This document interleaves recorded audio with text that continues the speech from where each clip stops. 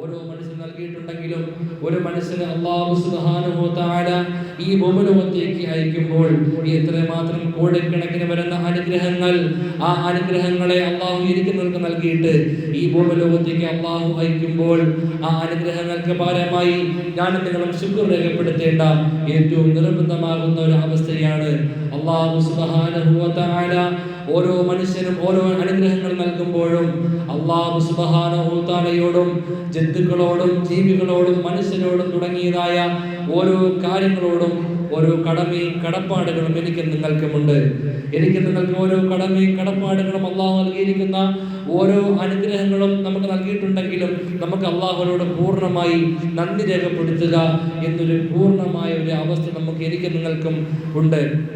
എന്നാൽ അല്ലാഹു സുബ്ഹാനഹു വ തആല ഒരു മനുഷ്യന്റെ ജീവിതം എപ്രകാരമാണ് അവൻ ജീവിക്കേണ്ടത്, ഈ ലോകത്തേക്ക് അവൻ ജീവിക്കുമ്പോൾ എന്തൊക്കെ അവസ്ഥയിൽ കൂടിയാണ് അവൻ ജീവിക്കേണ്ടത്, ഏതൊക്കെ അതിർവരമ്പിൽ കൂടിയാണ് ഞാനും നിങ്ങളും ജീവിക്കേണ്ടതെന്ന് അല്ലാഹു നമുക്ക് ഉണർത്തി തരുന്നുണ്ട്. അതുകൊണ്ട് അതിൽ ഏറ്റവും വലിയ അനുഗ്രഹമായി അല്ലാഹുവിന്റെ ഹബീബ് സല്ലല്ലാഹു അലൈഹി വസല്ലമ തങ്ങൾ പോലും പറഞ്ഞ അല്ലാഹുവിന്റെ വിശുദ്ധമാകുന്ന ഖുർആനിൽ അല്ലാഹു ആദ്യമായി ഇതിനെ സംബന്ധിച്ച് അല്ലാഹു പറഞ്ഞിട്ടുണ്ട്. അതാണ് ഒരു മനുഷ്യൻ അല്ലാഹു നൽകിയിരിക്കുന്ന ഏറ്റവും വലിയ അനുഗ്രഹമാകുന്ന യുവത്വം.